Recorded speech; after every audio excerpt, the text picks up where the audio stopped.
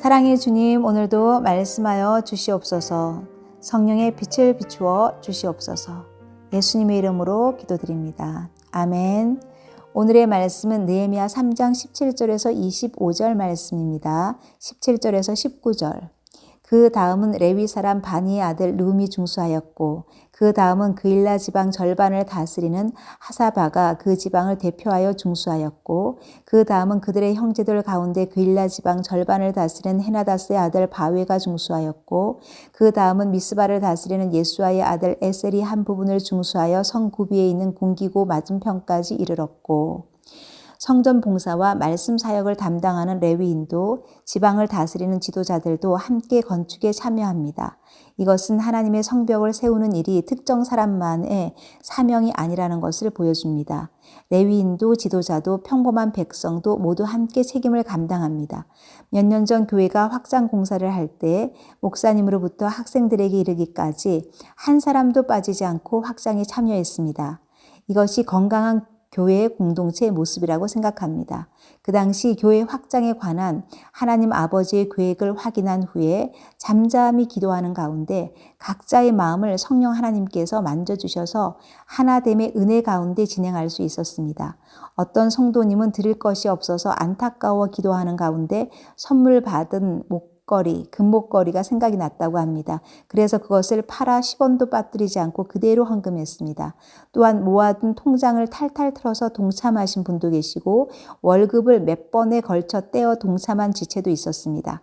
각자의 자리에서 최선을 다했습니다. 감사와 기쁨으로 하나님의 계획에 동참했던 시간이었습니다.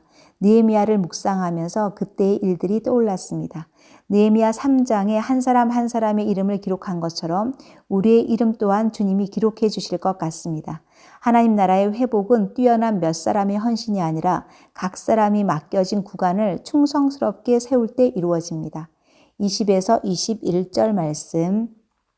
그 다음은 삿배의 아들 바룩이 한 부분을 힘써 중수하여 성 구비에서부터 대제사장 엘리야십의 집 문에 이르렀고, 그 다음은 학고스의 손자 우리아의 아들 무레못이 한 부분을 중수하여 엘리야십의 집 문에서부터 엘리야십의 집 모퉁이에 이르렀고, 샘문을 중수하는 가운데 다른 사람들에게는 중수하였다라고만 기록하는데 특별히 바룩에게만 힘써라는 표현이 붙어 있습니다. 히브리어 원문에는 헤헤리크라는 단어로 사용되었는데 열심을 내다, 불타오르다, 전심을 다하다는 의미가 있습니다. 단순히 일을 많이 했다는 것보다 마음이 뜨거웠다는 뜻입니다.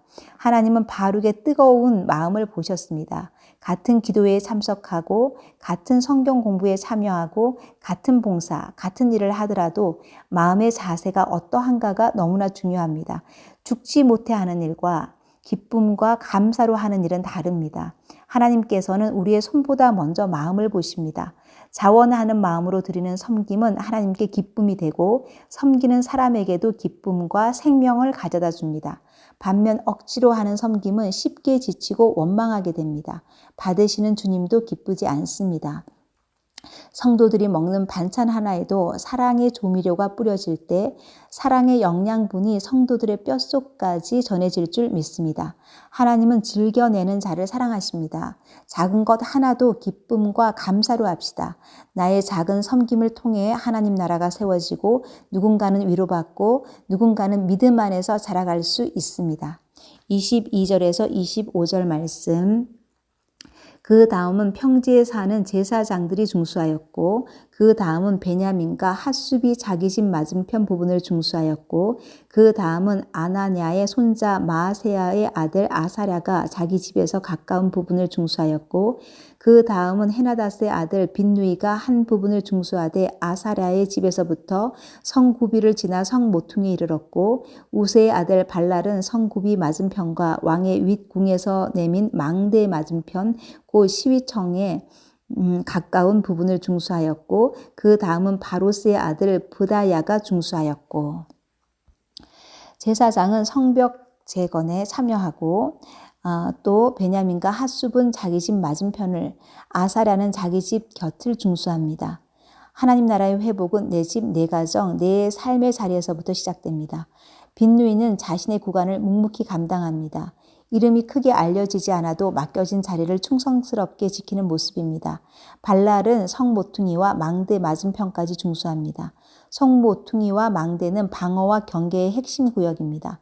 영적으로 깨어 있어야 하는 파수꾼의 자리입니다. 기도의 자리를 지켜줘야 하는 사람이 있습니다.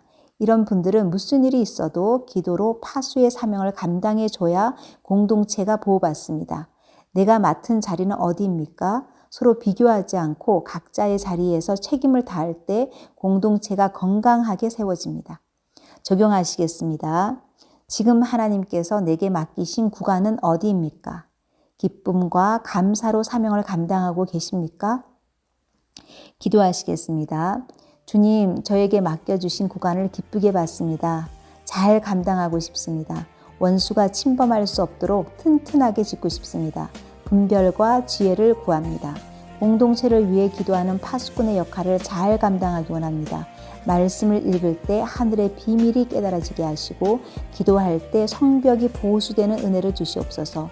모두 하나 되어 하나님 나라 이루어가는 믿음의 공동체 되게 하시고 형통의 은혜, 동행의 기쁨을 누리고 살게 하여 주시옵소서. 주님 나라 이루시옵소서. 예수님의 이름으로 기도드립니다. 아멘.